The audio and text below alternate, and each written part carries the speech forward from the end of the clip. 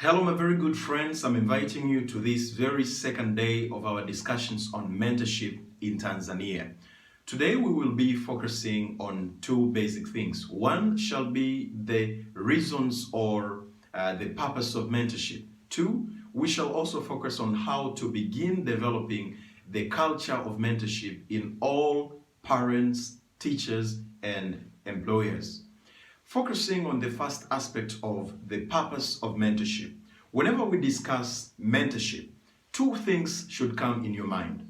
The number one reason as to why we need mentorship is to develop potential in people. The number one reason as to why we should speak, we should amplify the sound of the need for mentorship in Tanzania is that we have children, we have students, and we have employees who have great potential. But the question is, how are we developing the potential? And the answer is through mentorship. So the number one reason as to why we need mentorship in homes, in schools, in universities, and in workplaces is because people in there have great potential, which we must help them to discover it and develop it successfully. That's the number one reason for mentorship. Secondly, mentorship entirely aims at cultivating or impacting mentees with habits which will help them grow successfully. Have you ever heard of the saying that becoming successful entirely depends on your character? That's true. Whatever habits you have, the correctness of the habits determines the highness or the level of success you will have. So mentorship secondly aims on helping mentees develop habits which are necessary to protect their potential. If you have potential and you don't have character or you don't have correct habits, then your potential is at risk. So this is why the second reason as to why mentorship must be implemented in our country is to develop habits which are necessary to help mentees protect their potential. So in the first area of our discussion today, I want you to understand that mentorship focuses on potential development and habits or character enhancement. Secondly, in our discussion today, we want to discuss now on how do we impact, how do we invest, how do we develop a culture of mentorship in teachers. Today we will talk about very introductory remarks on the matter. Now, first, I want all parents and teachers and employers to listen to me very careful on what I'm just about to say. The first thing you have to have in your mind, the first mentality you need to cultivate as a parent, as a teacher, as a lecturer, as an employer, or as any person in authority, is you must understand that whoever is under your care, maybe it's a child, or students, or employees, whoever is under your care, you don't know how potential they are. So you must consider it a privilege to teach a student, because the student you're teaching, you're not sure of how potential they are. So you are dealing with, you're dealing with power that you don't know how much it contains. Whenever you deal with a child, you're dealing with a new potential which you know nothing about, and so you have to feel it is a privilege, and you have to use that. You have to be careful in the process of nurturing. This is why your children are not just children; they are new potential. They are great potential which are waiting for the development process. So all the time you're dealing with your employee, you're dealing with you're dealing with students, you're dealing with your child. You must understand in your mind that you know nothing about their potential, and you must consider it a privilege to deal with them. You shouldn't deal with people as if you're better than them. You should deal with people as if you know nothing about their potential, but you're ready to help them grow through the process. So in our country, and I believe the number one reason as to why we're not benefiting from our people is we think we're better than them, even before we have helped them. We sometimes think they are nothing but students. The students you have in your class today, they are not just students, they are potential waiting for being cultivated. So the number one thing in the development of the mentorship culture, you must have the mentality that you are dealing with potential which you are privileged to deal with, and you must be very careful in the growth process because you know nothing about their potential, but you are in charge and you must offer an environment for their own development.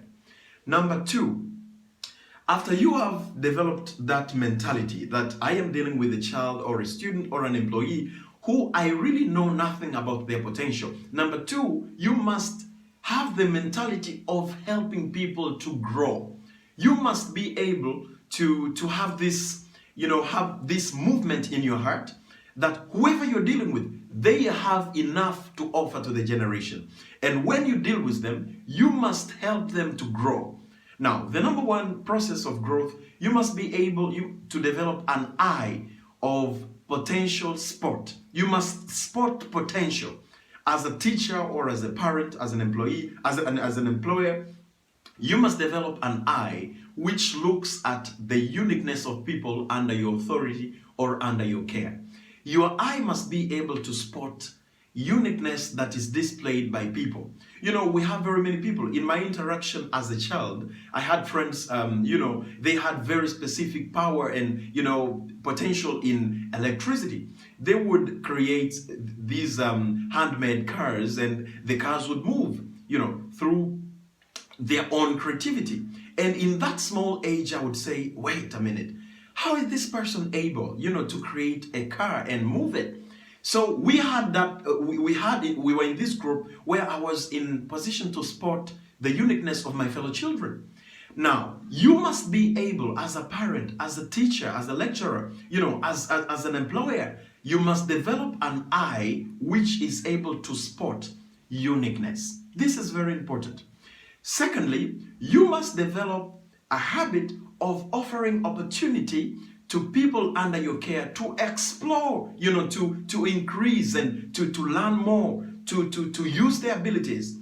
The number one reason as to why we don't benefit from the potential of people in Tanzania is that most of the people in positions of authority, in families, in schools, in most of the universities and in workplaces, most people in positions of authority, are supplementing. They are, degrading the ability and the potential of people. They are not giving them the opportunity to explore their abilities.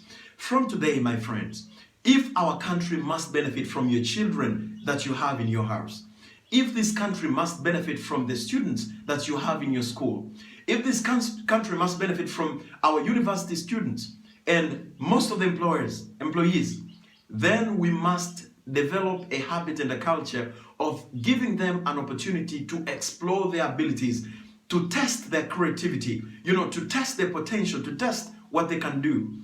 And until we do that, our country is yet to succeed.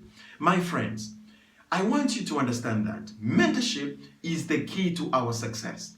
However, people in positions of power and authority, parents at home, teachers in schools, lecturers and administrators in universities, employers in workplaces are holding the mandate to transform a culture of mentorship. If you're able to transform your thinking about the potential of people, if you're able to transform the way you look at people's potential and the way you offer them an opportunity to explore their power, this will be the beginning point of developing our country. I am urging you from today, begin to be a person who looks at your people like a working potential. Don't look at people because you pay them salary. Don't look at people because they're children and you give them food. Look at your children as people with potential, as a working potential. And you develop this potential. You create an environment and you will benefit from it yourself. My friends, I'm inviting you to the development of the culture. And if we are able to develop this culture, our country will change into a more dynamic country, not only in Africa, but in all the world. Welcome and join me in the movement.